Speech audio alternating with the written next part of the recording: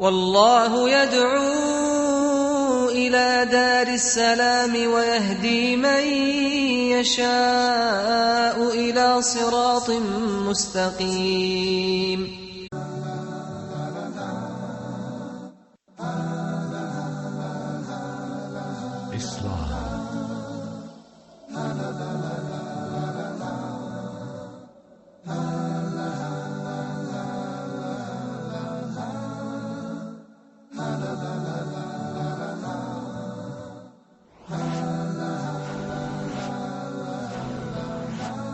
Islam 101. Bismillah wassalatu wassalamu ala rasulillahi amma ba'd. Welcome to another episode of Islam 101, and I'm your host, Abu Usamah Adh Dhahabi. This is the second episode of a very important topic that we've been discussing, and it is a topic that centers around the messenger of Allah, Muhammad, the son of Abdullah. May the peace and blessings of Allah forever be upon him and upon his family members and his companions. And it is the topic that comes from the ayat of the Quran, the verse of the Quran, in which Allah the Most High said, "And we have not sent you, O Muhammad, except as a mercy to all of the worlds." So Rasulullah sallallahu alaihi wasallam is a mercy in the way that he dealt with people, and he also is a mercy in the way that he has legislated in the religion of Al-Islam. Allah Ta'ala has mentioned in the Quran so many ayats that make it clear for us that the religion of Al-Islam is an easy religion to practice. And he has not made difficulty upon us in this religion. As he said, Allah does not burden a soul beyond its ability. If a person cannot pray standing up, he's allowed to pray sitting down. If he's not able to pray sitting down, he's allowed to pray lying down. If he has difficulty moving and he's lying down, he can pray just by moving his eyes or moving his fingers. If he doesn't have the ability to fast in the month of Ramadan, he doesn't have to fast. He doesn't have to fast if he's traveling. There was a man who was traveling with the Prophet sallallahu alaihi wasallam, and the heat was extremely hot. The man lost consciousness and he fell out. They went and they brought him through by pouring water on him and fanning him. Rasulullah, seeing the commotion, he asked, "Well, what's going on over there?" They say, "Ya Rasulullah, that's so-and-so. He was fasting during the journey and he fell out. He lost consciousness." The Prophet said, sallallahu alaihi wasallam, in this authentic hadith, "Laysa min al-birr as-siyamu fi safar." It is not righteousness that you fast while you're traveling. In another trip, when they were traveling, they were making dua, supplicating to Allah, and they were raising their voices. "Oh Allah, give me this. Oh Allah, help me. Oh Allah, forgive me. Oh Allah, I need this. Oh Allah." And they were shouting. Rasulullah sallallahu alaihi wasallam told his companions, "Be merciful, be gentle upon yourselves, because you're not calling on one who doesn't hear. Allah is a Sami'. He hears the ant walking on the ground. He can hear his footsteps. He hears everything. You don't have to shout. Be easy on yourself." So the Prophet sallallahu alaihi wasallam used to have mercy upon the people, and the religion that he was sent with is a religion that has mercy on the people, and it makes things easy for the people. He says, sallallahu alaihi wasallam, "Inni bu'ithtu bil hanafiyyat as-samha." I have been sent with the religion that makes things easy for the people. If a person finds himself in any place, any time, in any condition, you can rest assured that Al-Islam has legislated a way for him to exist and to coexist with those people in that particular environment or in that particular time, and he still will be practicing his religion. This is the religion of Al-Islam. It is the Hanafiyyah Samha, the religion that is forbearing, and it takes into consideration the people's condition. What is your opinion if there was a religion or a legislative body that said, once a person gets married, it's not permissible for him to ever get divorced? You have to remain married forever, even though it's clear that the person that you marry is not compatible to you or for you. The person is a tyrant. There's something about that individual that you don't like. Well, in Catholicism, for an example, the people believe once a man and a woman come together, then no one should wring asunder what God put together. This is not consistent with the reality of the existence of human beings. We make mistakes in the mates that we meet. So therefore, Islam has come with a religion that has legislated, taken into consideration what the people need to make their lives fulfilled, to make their lives happy. This is the Prophet of Islam, Muhammad sallallahu alaihi wasallam, who brought the Quran, and the Quran said, Allah has not made anything difficult for you in your religion. Yes, there is a level of sacrifice, and there is a level of commitment, and a level of application and effort that every Muslim has to make. You have to get up early in the morning to make the salat, the morning prayer of al-fajr, before the sun comes up. That requires some time. But do we say that it's difficult? No, it's not difficult. Why? Because if one of us was told by our boss at the job, I want you to be at work today, report at work and be behind your desk at 4:30 or you're losing your job, you will find that that person is there 4 o'clock, and then he's drinking his coffee and his tea and he's eating his croissant before the work begins, because that is his dunya, that's his livelihood, that's his life. So why wouldn't Allah, the one who created him, have more right that he attend to that job, the job of making the salat at such an early time? So we can't mix up the issue. Islam requires some effort, but everyone has the ability to do what Islam has required of him, or it wouldn't have been legislated on us. And if a person really doesn't have the ability to do something, then Islam overlooks that. But we have to be a group of people who are trying to do our best to fulfill the responsibilities of Islam. We're going to stop and take some of the questions from our panel here, because they had many questions from last week. So we're going to give them an opportunity. Sulaiman, what do you want to say, Sulaiman? We said that the Prophet Muhammad was sent to all the Makkah, and also we defined the al-alamun, that everything beyond Allah. My question is this: does the Prophet Muhammad was sent to the al-jinn wal malaika? Was the Prophet sallallahu alaihi wasallam sent to the jinn? And the jinn are spirits that were created from a smokeless fire. And was he sent to the angels? And the angels are creation, as we mentioned, that were created from light. Was he sent to them as well? Rasulullah sallallahu alaihi wasallam was sent to the thaqalain. He was sent to mankind and to the jinn. And mankind and the jinn, they are similar in terms of they are mukallafun. They're responsible to pray. They're responsible to believe in Allah. They're responsible to do the ibadat, or the forms of worship in Islam. So he was sent to the jinn, and he gave dawah, or he called and he invited the jinn to Islam on a number of occasions. And there is a surah in the Quran, Surah Al-Jinn, that speaks about that. So he was sent to the jinn, yes. He was not sent to the malaika. The malaika, they do not need any dawah. They do not need to be told about Allah, because they, as Allah subhanahu wa ta'ala, la ya'sun Allah. They do not disobey Allah. وَيَفْعَلُونَ مَا يُؤْمَرُونَ. And they do what they are commanded to do. They do not have the capacity to disobey Allah. So there's no need to send them any messengers or any prophets. So he was sent to the jinn, and he was sent to mankind, but he was still a mercy upon the jinn. He's a mercy on the jinn in that he makes dua for all of the salihin in his tashahhud, when he asks for the rahmah of Allah on the salihin. From the salihin are the malaika. So he's a rahmah to the malaika as well. Any more questions? Sarda. My question is concerning prayer. I know some people who are, for example, man praying with his wife, but there are some people who are not accepting that man and woman pray in one row together. So what you can say about it? Concerning men and women praying together, men and women can pray together in the masjid.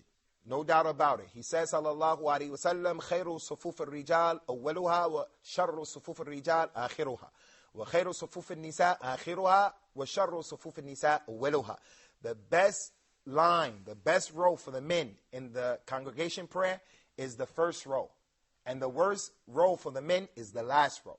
The best row for the women is the last row. And the worst row for the women is the first row because of the close proximity between men and women as it relates to the last row of the men and the first row of the women. So that goes to prove that women and men pray together in the masjid. As for man and a woman praying together, the husband and the wife praying in the same line, it is not permissible under any circumstances for men and women to pray in the same line. It is not permissible. It is not permissible, and it's not from al-Islam. But instead, the man prays in front and the woman prays behind the man.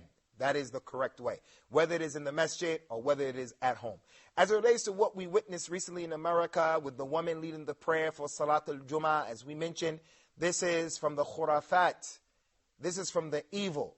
This is from the innovations.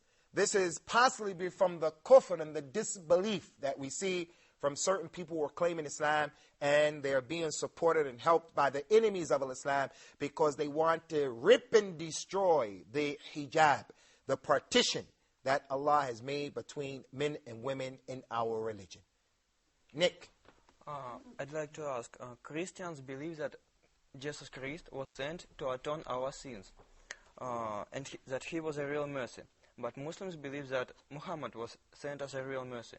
Who of them is real? That's a good question, Nick.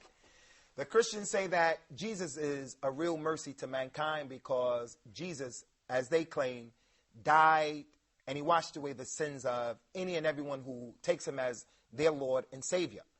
And the Muslims say that Muhammad is a mercy unto mankind because he brought the religion of Islam and so forth and so on. Which one of them is truly the mercy that was sent by Allah? I say, being in the middle course is always matloob. It is desired. Both of them were mercies unto the people. Both of them. Jesus was a mercy as well as Muhammad. Because both of them came with the message to take the people out of the depths of darkness. To take the people and prevent the people from worshiping other than Allah. And Jesus never called the people to worship him. Allah said in the Quran, Isa, Allah will say, Yawm al-Qiyamah, did you say to the people, take me and my mother as two guys along with Allah? He said, glory unto me. He would never say such a thing. We'll continue this point, inshallah, after we return from this break. May Allah make it easy for us and make it easy for you. Come back. We're looking forward to seeing you. Islam 101. Rasulullah, Rasulullah, Rasulullah, Rasulullah, Rasulullah, Rasulullah, Rasulullah, Rasulullah, Rasulullah, Rasulullah, Rasulullah, Rasulullah,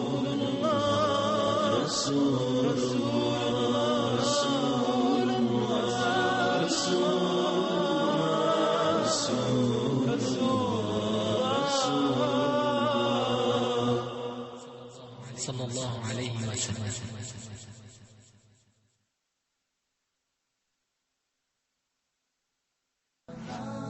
Islam 101.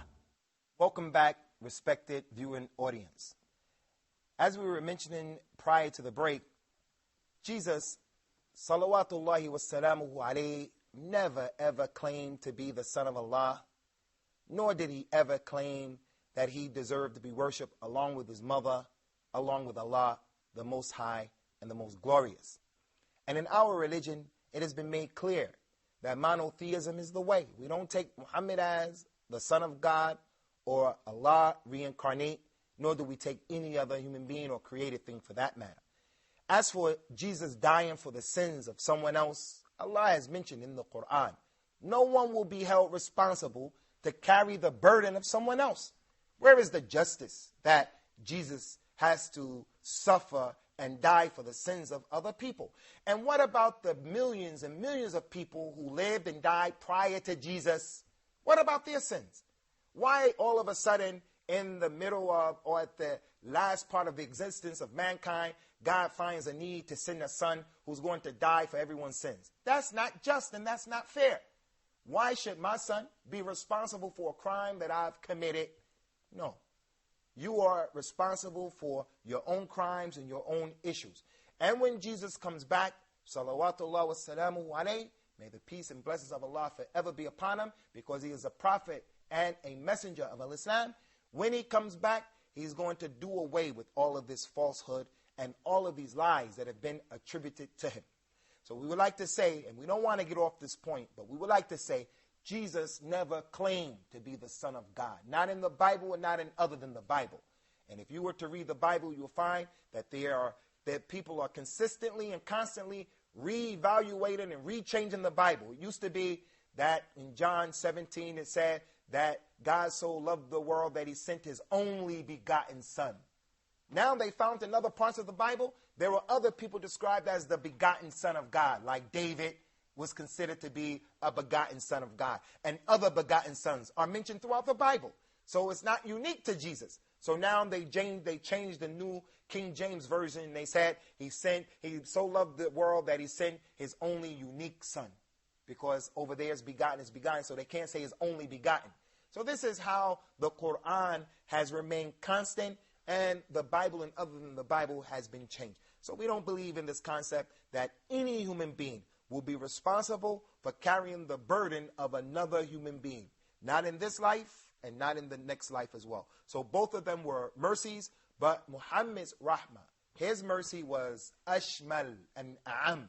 It was more universal than Jesus. It was more complete than Jesus, because Jesus is under the umbrella of Rasulullah sallallahu alaihi wasallam. When he comes back, he's going to judge by the Quran. He's going to destroy the swine. He is going to be under the religion of Muhammad ibn Abdullah sallallahu alaihi wasallam. Do you have a question? We heard that there is a verse in the Quran that calls to terrorism. What would you say about this? Is there a verse true that calls to terrorism? Is there a verse in the Quran that calls to terrorism? Of course there's not a verse that calls to terrorism, but there is a verse in the Quran that uses the origin of the word irhab, that they use terrorism comes from that word. But the verse itself is not calling to terrorism, and we're not going to open that subject now, because we're going to deal with that issue when we talk about jihad and terrorism. Are they the same? And we'll explain it at that time, inshallah. Any more questions? As it relates to the issue of Muhammad being a rahmah, a mercy to all of the worlds, we want to make it perfectly clear that Rasulullah sallallahu alayhi wa ala alihi wa sallam, may the peace and blessings of Allah forever be upon him, he came with a religion, and his religion, al-Islam, that he brought was a religion that sought to make things easy for the people. It taught the people how to take it easy upon themselves. There were 3 companions who wanted to raise their level of practice and application. So they went to the homes of Rasulullah sallallahu alaihi wasallam, and they asked his family members to share with them some of what he used to do when he was in the privacy of his home. So they told him he was just a regular person. He used to be in the service of his family. He would sew his own clothes. He would help us do this. He would help us do that. So those 3 people said, you know, what Rasulullah does at home is a little. We can do more than that. So one man said, as for me, I'm never going to get married. I'm just going to worship all the time and abandon getting married and dealing with women. Another one said, and me, what I'm going to do is I'm going to pray all the time, all night and all day. The third one said, and as for me, I'm going to fast for the rest of my life. Every day I'm going to fast. So they went. When Rasulullah came home, his family members told him about his 3 visitors who came in his absence. He immediately went out to the masjid, and he stood on top of the minbar, and he said, Ma balul aqwam. Pay attention. He said, what is the situation with certain people? He didn't even call them out. He didn't want to embarrass them. He didn't want to make them feel ostracized, isolated. So he gave a general statement that they would know who he was talking about. You see the rahmah of Rasulullah, the hikmah of Rasulullah, wisdom, how he dealt with people. What is the condition of some people who say, I'm never going to get married, I'm going to pray all the time, and I'm going to fast all the time? Rasulullah said, Wallahi, inni a'lamakum billah, wa atqakum billah, wa akhshakum billah. I have the most knowledge about all of you relating to Allah. I'm the Nabi, the Rasul, the Prophet and the Messenger.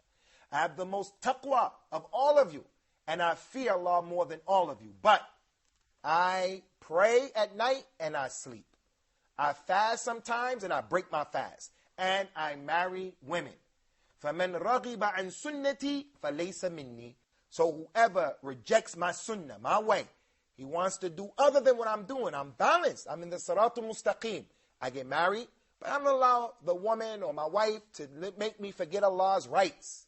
No, you get married and you take care of the rights. You give Allah His rights. You give your wife her rights. You give your body your rights. And I also fast and I break my fast. As well as I pray and I go to sleep. Whoever forsakes my sunnah of being balanced, of having mercy upon me, on the people, whoever does that, then he is not from me. And that was the legacy, part of the legacy that the Prophet brought, sallallahu alaihi wasallam. He is the one who told us in an authentic hadith, لا يكون الرفق في شيء إلا زانه ولم ينزع من شيء إلا شانه. Rifq, being gentle and easy, was never put inside of anything. Inside of someone's heart, inside of the home. You want to write a book? Write the book in a nice way. You want to send an email? Put rifq in the email. Write it nice. Being gentle, kind, and easy was never put inside of anything except that it made that thing beautiful. It beautified it and embellished it. And it was never taken out of anything except that it made it ugly. So if a person has had rifq taken out of his heart, easiness, gentleness, if it's taken out of the heart, then it's going to make the heart ugly. If it's taken out of the home and the people are rough and tough and coarse, then that home and its occupants are going to be ugly. In the email, instead of writing the rough, tough email that strikes at the nerve of the recipient, if you put rifq in it, it's going to beautify it and embellish it. So that's the dawah and the call that the Prophet brought, sallallahu alayhi wa ala alihi wa sallam, and that we have to be upon. Gentleness in all of our affairs. But that doesn't mean that there's no shiddah in the deen, that there's no being rough and tough. No, sometimes you have to be rough and tough. Sometimes a circumstance may require that you're rough and tough. And that is the meaning of hikmah. I want you guys to write this down. Hikmah. What is hikmah? H-I-K-M-A-H. Hikmah is putting everything in its proper place. Putting everything in its proper place. Wad'u shay fi mahallihi. Putting everything in its proper place. Allah is al-Hakim. That's it. The definition of hikmah. Putting everything in its proper place. That's enough. Allah is al-Hakim. He has hikmah because He puts everything in its proper place. He knows who to make rich, who to make poor, who to make a woman, who to make a man, who to guide to Islam, who not to guide to Islam. So when a person finds himself being miskeen or faqir, he's poor, he doesn't say, oh Allah, why did you make me poor? Why did you make me miskeen? Why did you make me faqir? Allah made him miskeen and faqir, made him poor because Allah has al-hikmah. He knows who to make what. So a man will not be considered to be hakim, and a woman will not be considered to be hakima until they could put everything in the proper place. So as it relates to rifq, you have to know when to be soft. And as it relates to shiddah, being rough and tough, you have to know when to be rough and tough. A man who is confronted with an imminent danger that is confronting him and his family, what is he going to do? Stretch out the olive leaf to say to a person, hey, come and harm me and harm my family? No, in Islam, we don't believe in that concept. If your enemy slaps you on the cheek, give him the other one. If he takes your land, give him your water. If he takes your shirt, give him your pants. No, Al-Islam says everyone has the right to self-preservation. So protect yourself and protect your family under the rules and regulations of Al-Islam. So we wanted to make that point so that we will be sure that our listeners, as well as our students here, will remain in the middle. Everything is not about gentleness and rifq, but rifq or gentleness is the asl. It is the origin of giving da'wah. It is the origin of calling and inviting people to Islam and in dealing with people as well. The Prophet described the believers, sallallahu alaihi wasallam, and he said, the example of the believers in their love for each other and their mercy towards each other and their concern for one another is like the example of one body. If one part of the body hurts, then all of the body suffers from sleeplessness and from fever. So if I get a toothache and I want to go to sleep, my body doesn't say, this problem is with the tooth, Abu Usamah. The rest of us, are we going to go to sleep? And only the tooth is affected by the pain. No, the whole body is going to remain awake, worrying about the tooth, suffering from the tooth. That's how the Muslims are. Our Muslims who are in Sudan, in Darfur, the Muslims suffer and we worry about what's going on there. Palestine, we're worried about what's going on there. Iraq, how is it possible that a Muslim in Egypt, for an example, in the UK, in the USA, he can go to bed every night, his belly is full, he's comfortable, he's warm, he goes to bed every night without thinking about the condition and the plight of other Muslims? La. Part of the mercy of Rasulullah sallallahu alaihi wasallam and the religion that he brought is that we should be concerned and worried about all of the Muslims because we are like the one single body. We are like the one single body. The Muslims, they support each other. They're like a solid cemented structure. One brick goes there, the next brick, and they support each other. That's the example of our religion that was given to us by Rasulullah sallallahu alaihi wasallam. And for that reason, ikhwani, we find during the lifetime of Rasulullah sallallahu alaihi wasallam, when he started calling to the religion of Islam, many of his companions were persecuted. Many of them were executed for no other reason than that they said, La ilaha illallah. That used to be heavy on the heart of Rasulullah sallallahu alaihi wasallam. So Allah revealed the description of his situation. And he said, فَلَعَلَّكَ بَاخِعُ نَفْسَكَ عَلَى أَلَّا يُؤْمِنُ بِهَذَا الْحَدِيثِ أَسَفًا. It may be that you will fret yourself to death, Ya Muhammad, that your people do not accept this religion. That was the rahman, the mercy of Rasulullah on his people and on the creation. And that's how we have to be. So we're going to bring this episode to a close. May Allah Ta'ala make us those people who are ruhama, those people who have mercy, and may He shower us with His mercy as well. Wassalamu alaikum wa rahmatullahi wa barakatuh.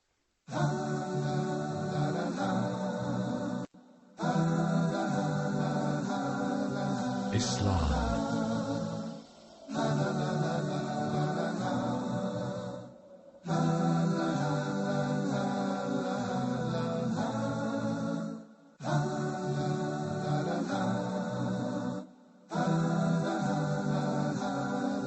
Islam.